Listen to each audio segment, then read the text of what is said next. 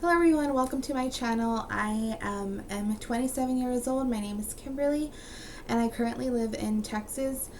I started this infertility journey maybe 4 years ago, on and off birth control, trying to conceive, trying to even get a cycle. I have been diagnosed with PCOS, so it is a little bit heart-wrenching when you find out that it's going to be a little bit more difficult than normal to conceive, but it's something that you have seen in the past that have had success. People have had success with PCOS. I've seen it on YouTube, so I just wanted to go ahead and share my journey with you guys.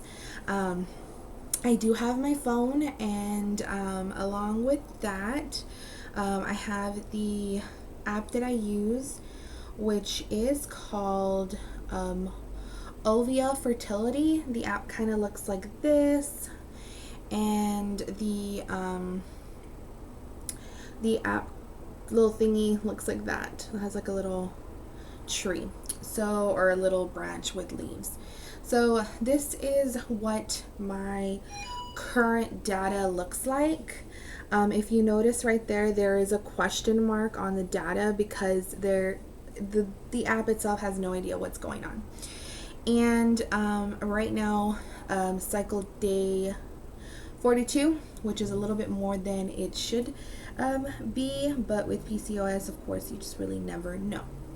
So I did go ahead and take Provera to kickstart the whole process of seeing if I'm going to go ahead and take, trigger shots or anything like that. I am talking to my fertility specialist about that. So I did start Provera on the 23rd, and I did notate it. You can see where it has like the medications and things like that. So I did take that on the 23rd. Today is the 3rd of November. I took it on the 23rd of October. So my expected period after Provera. I'm so sorry, I need to sneeze. Okay, it's gonna be bothering me. I know it is. Thank you. Okay, so my expected period from Provera going on forward was on the 28th, which came and went and never happened. Then again, that weekend I was expected to go, because normally when I take Provera, I start the day right after the 5th pill. So I was expected to go in and get my blood work done that weekend if I could, if no later than Monday, because Monday would be like my cycle day 3. That never came.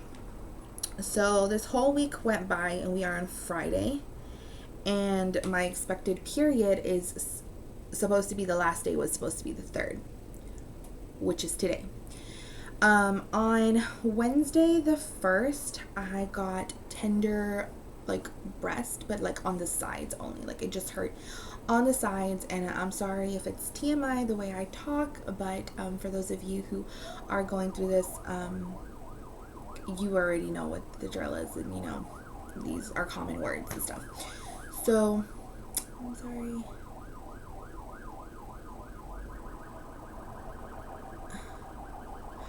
I feel like ambulances here just kind of do that on purpose sometimes, but hopefully everything's okay. But on the 1st, that's when I started to first experience that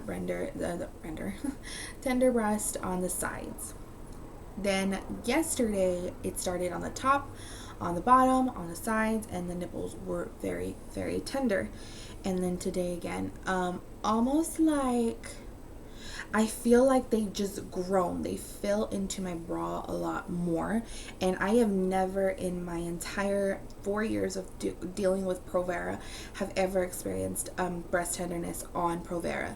Of course, it's supposed to induce your period, but you don't really feel PMS symptoms prior to, at least I don't, prior to starting. I always just start and that's it. And it's like an easy going period. So today I not only was suffering from breast tenderness, engorged, I felt like it's like they were just engorged. They felt the way they did when my milk came in for my daughter. It felt identical.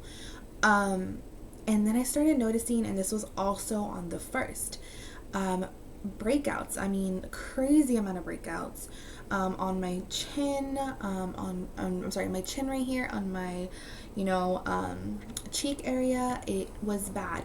Normally, when I get breakouts for whatever reason, for cycle purposes, I always get them on my forehead, or I get them on my chin. That's how I know I'm going to start my period. But I never get them on my cheek. Like, that's never happened to me. So I personally freaked out. I'm like, okay, something is going wrong. And the final step that made me call my infertility specialist is diarrhea. I'm sorry, too much information, but that also started on the 1st, where I could just not fully, I guess something was happening with my metabolism, or something is going on, or it just doesn't completely go through. So that's another sign that I was like, okay, something's going on. My Provera isn't kickstarting anything. Tender breast, I have acne, I'm having diarrhea.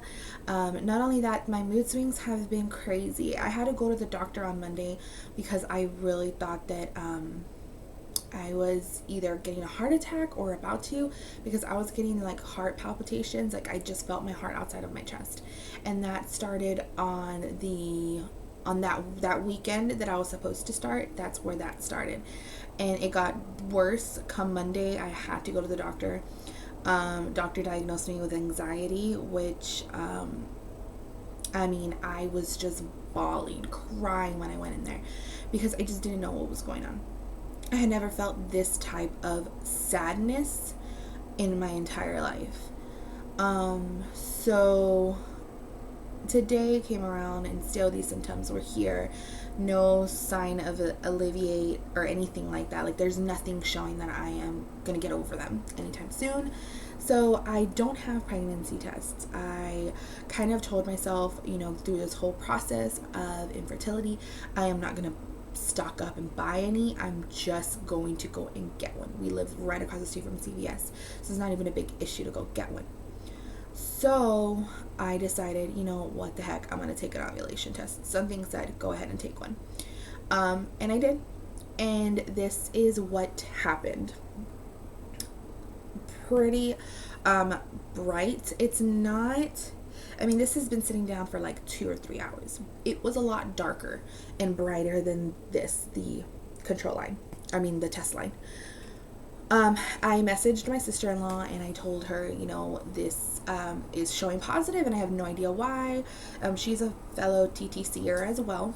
So we're kind of like on the same journey together, which is nice because, you kind of get to talk to somebody about it, and they can, relay their information. And that's another reason why I decided to go ahead and vlog this journey with you guys, because I know several of you have done this and been through it and experienced, ups and downs, and I just want to know what I can do to successfully conceive or maintain a pregnancy.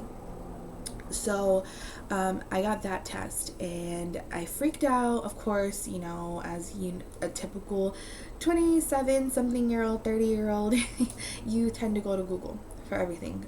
So I asked Google and it stated that, you can definitely get a positive with an OPK, even though you are pregnant.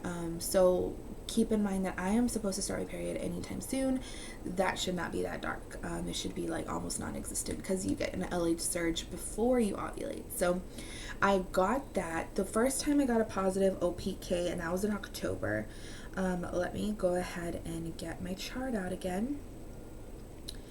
In October, I got a positive ovulation test on Thursday. So I got one on Thursday, and I am like terrible at notating when we baby dance. I completely forget because it's kind of like spontaneous. So we never really plan on what day around ovulation, fertility. It just happens. So I did mark down that on Monday. We did. Do I feel like we did sometime after that? Yes. So we did. I got an positive ovulation test then.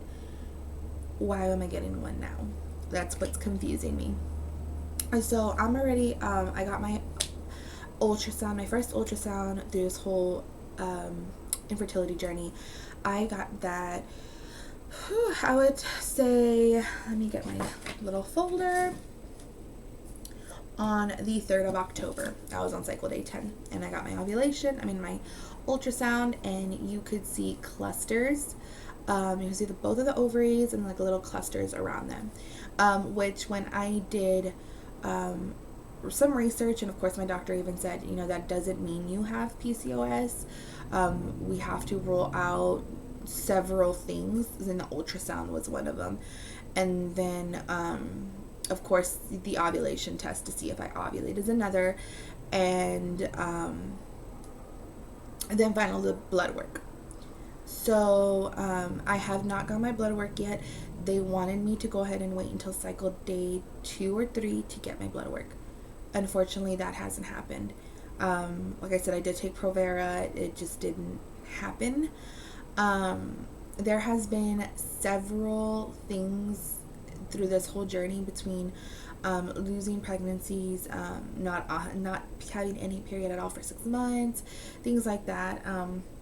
We didn't jump on the bandwagon of seeking out for help because we already had a child, and we thought that maybe it wasn't our time to conceive or to maintain a pregnancy. But we ended up, I'm 27, so I'm reaching that stretch mark, where you're 30 and it kind of gets harder from there on. And I just kind of wanted to kick it over to overdrive and get this done. So we are going to the Texas Fertility Center here in Texas. So there are several locations. I'm not going to specify which one, but we are going to that one, and so far the people there are amazing. They return your call immediately. It's just overall a great experience. So that is a little bit about what's going on right now. I hope and pray that everything comes back good with this and we don't get any surprises if I am pregnant or not. Hopefully I'm not, because I did take medication, the Provera, and I just don't want to risk anything.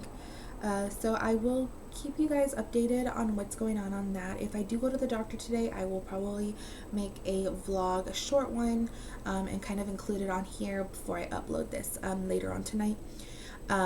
Also, I am going to have another video. You're probably going to see me wearing the same clothes, but I'm going to have another video showing you what I've got my daughter so far for Christmas. So it is 11:51, and if you can see that, 11:51, and hopefully I will see you guys later with an update. Bye, y'all.